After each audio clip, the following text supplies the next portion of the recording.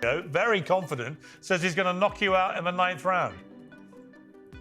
Yeah, man. You know, he's a dumbass, and so it's gonna be apparent on Saturday when he's the one that gets knocked out. I mean, genuinely, fighters always say this. There's the back and forth, but Piers, I'm being so honest, man. This guy is easy work. Warm up. Some I know 8-year-olds. I got the 8-year-olds in there. If I find out anything, I'm gonna beat your ass and I'm gonna beat Jaden on love. I mean, which is nothing wrong with it. You know what I mean? Especially Tank been talking about retirement, so why not get the bag and then go about your business if that's your... In a scene that sent shockwaves through both the boxing and entertainment worlds, Gervonta, Tank Davis and Jake Paul finally sat face to face with none other than the sharp-tongued British journalist Piers Morgan moderating the discussion. But just my focus gotta be blazing that night. Just me and him in that ring. All in all, be better. I saw 8 to 10 rounds is what you thinking, and I also saw, I think I saw 6 rounds. Is what you thinking? I could be wrong. 7 or 8. 7, yeah, it's right around there. Yeah, how you pick that number? Like, how do you pick what round it's gonna be? First, his skills, the moment. Yeah. I don't know how durable he is. Mm-hmm. I don't know. I just don't know just yet. But I know if I could get him where I want him. Yeah. That's how long it's gonna take. Yeah. To be a good beating. Do you understand the magnitude of this fight? Do you understand how important this fight is to the boxing game, to the sport? I think I do, but I don't think that he knows. I've been in big fights, but it wasn't nothing like that. The intense sit-down, filmed ahead of their blockbuster fight, was nothing short of explosive, blending raw emotion, ego, and drama in a way only boxing's biggest personalities could deliver. Says he's going to knock you out in the 9th round. Yeah, man. You know, he's a dumbass, and so it's gonna be apparent on Saturday when he's the one that gets knocked out. I mean, genuinely, fighters always say this. There's the back and forth, but Piers, I'm being so honest, man. This guy is easy work. Piers Morgan, known for his ability to provoke reactions from even the calmest of guests, wasted no time cutting straight to the heart of the matter: why the world should take Jake Paul seriously against one of boxing's most dangerous knockout artists. Non-basketball terms, just such a funny internet comment. But explain this to me like a 3rd grader. What is an exhibition fight? I don't even know, bro. I'm gonna be real with you. All I know is that Jake is making, I don't know, God damn. But when they say look, God bless Jake, bro, because this is what he figured out. He figured out this. He figured out boxing is all about attention. 100%. And he went from Disney to, you know, getting paid. What I told you, world champions that have dedicated their whole life to this sport, they will never get paid. Not even a percentage of what he's making. Yeah. But because attention brings dollars. It doesn't matter if it's a podcast, if it's a movie premiere, if it's boxing. If there's no attention on it, you're not going to make no money from it. This is like the WNBA conference. That's why they don't make the money, because they don't have the attention. No, for sure. I was at the WNBA yesterday. That shit was lit, bro. It was lit? I was chopping it up with Floyd was there. It was good? Like, people, they won by like, I think 1 or 2 points. But I was standing up and I was jumping, you know, it's the finals though. Yeah. It's the finals. So, all that aside, I just feel like Gervonta could crack though, bro. Oh, of Gervonta course. could crack. I mean, so this is what I want. He's sparred light heavyweights and heavyweights before. Like, this ain't nothing new. Even taller guys. For sure. Yeah, so what I really want to ask you in regards to that fight is, like, obviously someone like Gervonta is not, in his mind, he's not going to go out there and look stupid, no matter how it goes. Right. No, he's not. But that's what when I see it's an exhibition fight, I'm like, what does that mean? And you can still get knocked out. You know, I feel like that means there's not going to be no winner. No effect on the record. Yeah, that's exactly what it means. But you could get knocked out. So you don't think, because, like, you know, the beef now is like, this shit's the WWE. That's what people say about boxing. I mean, like, you're completely right about Jake and what he's done. It's insane. Yeah. But he'll get the WWE. Oh, this is just like, what is this? Do you see it that way? God bless him, bro. God bless. Hey, call my fights WWE fights, whatever you want to call it. If I'm getting paid 80, $100 million, I mean, come on, bro. And look, the thing is, every single person that is commenting that, Gervonta Davis, cool and composed in a black hoodie and diamond chain glistening under the lights, smirked as Morgan threw the first question Jake's way. Jake, are you out of your mind stepping into the ring with a fighter like Tank Davis? Flawless.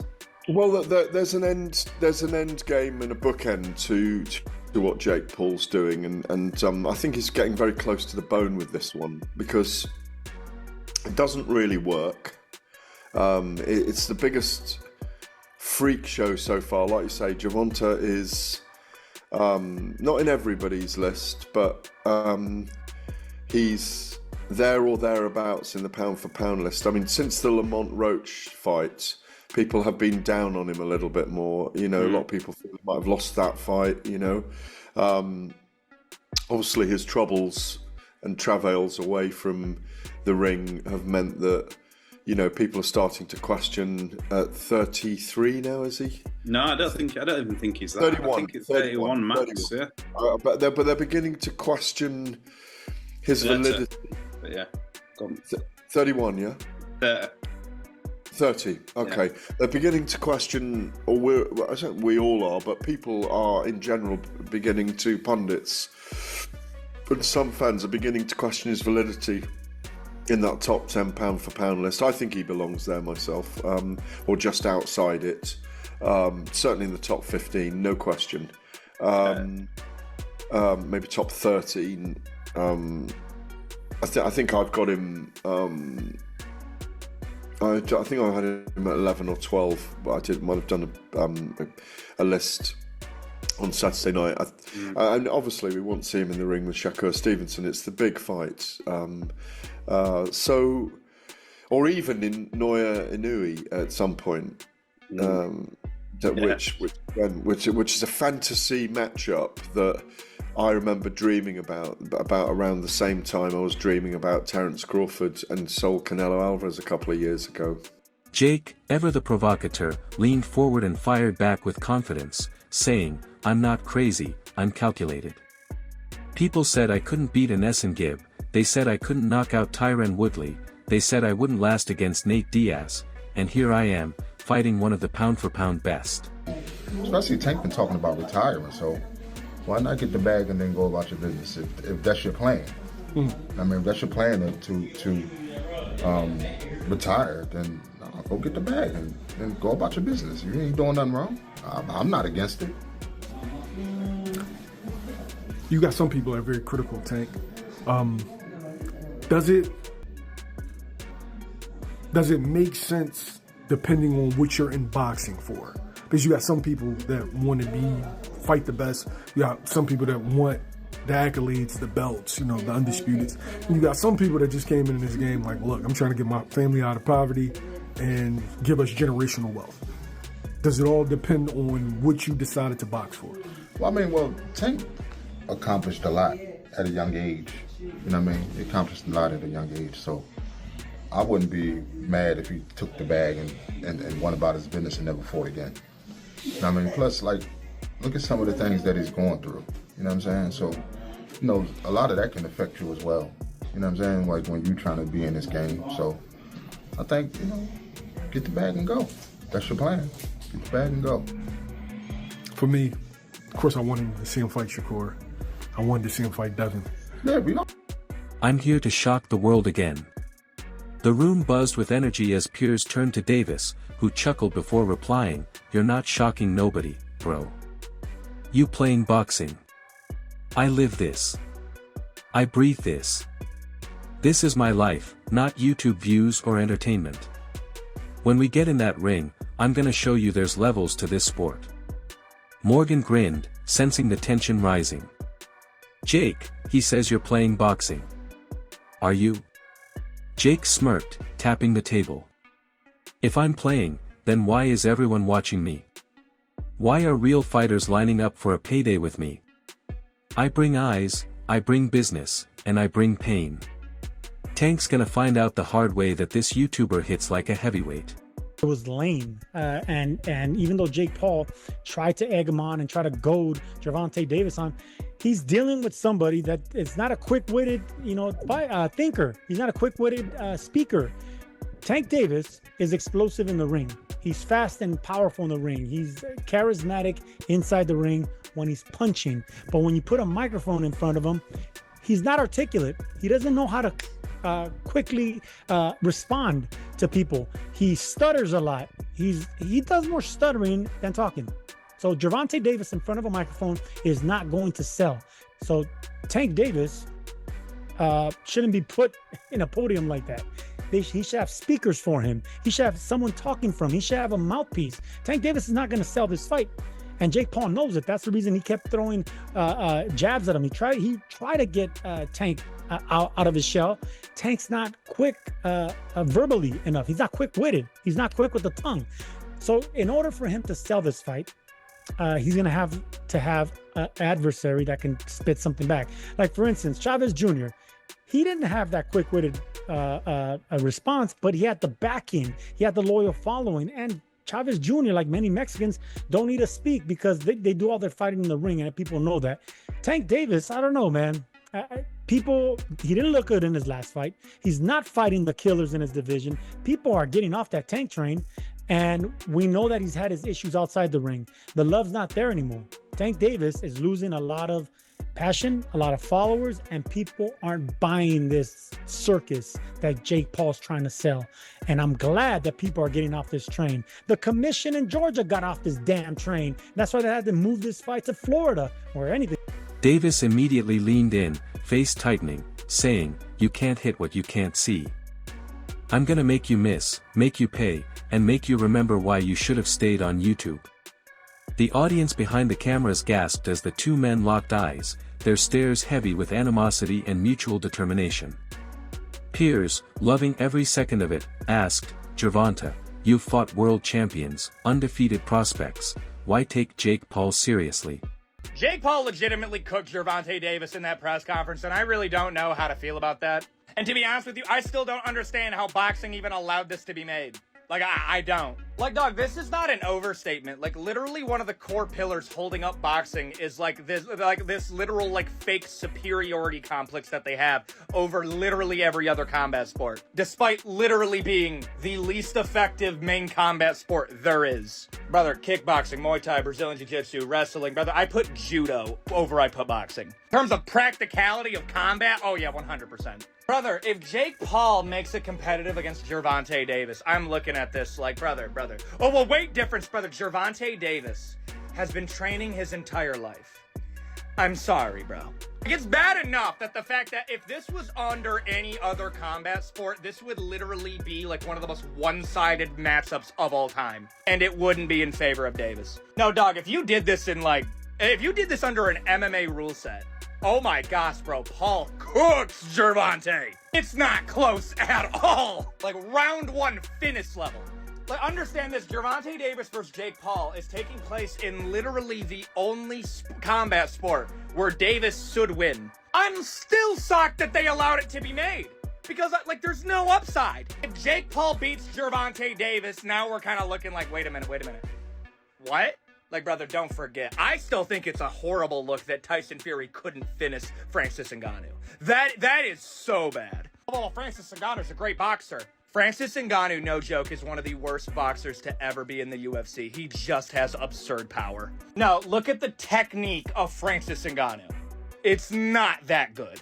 It's carried by power. Like, going into it, like, I'm hyped. But it's also, I'm looking at this like, bro. Davis leaned back, cracking a smile that looked more like a threat. "I take every fight serious, but this one, it's personal." He disrespected boxing. He think this is just for clout, for entertainment, but when he steps in there, I'm gonna humble him in front of the world. Jake interjected immediately, "You can't humble someone who's self-made. I built my career from scratch, I fought my way up from nothing, and I've been counted out every time. I respect what Tank's done, but he's never faced someone with my size, my power, or my mindset. I'm here to end this myth that I can't fight real boxers." How are you doing that? How do you sort of see this scenario now for him? Yeah, I don't really know how to feel about it, what to really say about it. I've only been asked this when it's presented to me. That's when I think about it, and I can't really come up with a good answer for it. In a lot of ways, it doesn't make sense to me. Of course, we know the size differential, and the list goes on from there. I don't know, man. I think we're entering a generation now, or a phase now where fighters, I don't know if it's fighters, I don't know if he doesn't care about the legacy, or if he feels like this fight doesn't matter, I'll get back to the legacy. I just don't know. This is truly it's not a legacy fight, but of course it is a generational. Piers raised an eyebrow. So, Jake, are you saying you'll knock him out? Without hesitation, Jake replied, yes, 100%. I'm knocking him out. It's going to be the biggest knockout in boxing history. Davis laughed, a cold, dismissive laugh, before saying, you can't knock out what you can't touch. You gonna be swinging at air all night. When I hit you, you gonna feel something you never felt before. That's real power. The exchange got so heated that Piers had to raise his hands and calm the two fighters down. Yet he wasn't done stirring the pot. Or green. If it's red, go to the doctor. Yeah, for sure. But again, Tank Davis and Jake Paul, they fight in November. I personally have Tank. You know what I'm saying? I just don't, because Tank is a little different. He ain't like them other niggas who took a fall. Tank ain't finna take no fall, bro. That's what I think too. I think like, bro got a reputation to maintain. He ain't about to just, you know what I'm saying, sign a deal just for some money. Just for some bread. I ain't like, it's about the money though, for sure. For sure. But I'm not about to. But what they get, like 20, he got like 20 million? But yeah, 20, I ain't gonna lie, Tank probably get 20, 30, 40. I don't know, Tank need to get more than that, because it's bringing Jake Paul more money than, you know what I'm saying? Anything, but you know, Jake Paul putting up the purse, he putting up everything. Oh, okay, he paying for promotions, he paying for everything. So he getting all whatever he get. You know what I'm saying? So hey, I can only, I think it's a 60-40 cut or something like that. I ain't mad at that. So it's like you getting 40% and you all gotta do is show up and fight. No, facts. That's all you gotta do is show up. Facts. And then 9 times out of 10, you know what I'm saying, it's gonna be what, a draw? No. Tank gonna knock his, well, you think so? Let me not speak too fast, but I know Tank, I pray, and I think I know that Tank is gonna. Gervonta, he said, Jake's fought some names, Anderson Silva, Tyron Woodley, Nate Diaz. Does that earn him any respect from you? Tank shook his head, no disrespect, but them ain't boxers. They're fighters from other worlds. He still ain't fought nobody from this level. It's like comparing college ball to the NBA, 2 different games, 2 different speeds. He about to find out what elite feels like. Jake quickly countered, everyone says that until they get punched in the face. I respect Tank's skill, but I'm not scared of him. People mistake confidence for delusion. I'm confident because I put in the work. I train with real killers in the gym. I study. I evolve. Gervonta Davis. Does Davis have a chance? Gervonta is a great boxer, but he ain't gonna do. So you got Jake Paul by knockout, or? No, I don't got anybody, but I don't think. He's just too small. It just. I don't want to beat up somebody that small. I don't want to. You know what I'm saying? What do you think of the fight? I don't want to lose to somebody that. There's no point in the fight. It's a great fight, actually. You think I'm it's not a good hating fight? on the fight, but I think. My thoughts on it is let's watch it, see what happens. Ryan Garcia said that boxing's turning into WWE. Yeah, with that type of matchup. What do you agree? Last thing, White House card, like he said, you want Conor McGregor? Yeah, but the whole thing's at WWE, so right. It's like, at least that's happening and getting something to talk about, something to watch, And when I beat Gervonta Davis, everyone will have to put respect on my name. Piers, clearly enjoying the fireworks, leaned in and asked both fighters to predict how the fight ends. Gervonta replied instantly, knockout. Between rounds 5 and 7. I'm gonna take my time, break him down, and finish him. Jake smirked, "You won't last 5 rounds. I'll put you out before the 4th. Too small, too predictable, too emotional. I've seen guys like you before, you fight with your heart, not your head. And when that happens, you get caught." The studio crowd roared as both fighters stood up, eyes locked, voices overlapping. Piers had to step between them, reminding them it was a face-off, not a weigh-in. Yet the tension was so thick you could almost feel it through the screen. As the face-off ended, both men were asked for their final words. Davis said calmly, "He talking too much. Talking won't save you. When that bell rings, all that noise don't matter. I'm coming for blood." Jake responded, "And I'm coming for legacy. I've already changed the sport, and beating Gervonta Davis will be my biggest statement yet. He's the best, but I'm here to prove that I belong at the top 2. The two stared each other down one last time before walking off opposite sides of the stage, with Piers smiling in the middle, knowing he had just hosted one of the most electric interviews in modern boxing history. Social media exploded within minutes of the face-off airing. Fans were divided. Some called Jake Paul delusional for thinking he could hang with a world-class champion like Gervonta Davis, while others praised his confidence and business genius for getting under Davis's skin. Clips of their verbal exchanges went viral on TikTok and X, with quotes like, "You can't hit what you can't see," and "I'm knocking him out cold," trending worldwide. Analysts weighed in, with some predicting a short night for Jake and others admitting his size and power could make things interesting. But one thing was clear, this fight had transcended boxing. It had become a global spectacle, a crossover event blurring the lines between sport and entertainment. As Piers Morgan concluded the special episode, he summed it up perfectly: "This isn't just a boxing match, it's a battle between 2 eras. One man fighting for legacy, the other fighting for respect. And when the bell rings, only one will walk away vindicated." The anticipation was electric, the storylines gripping, and the world was left counting down the days until Gervonta Davis and Jake Paul finally settled their differences inside the squared circle.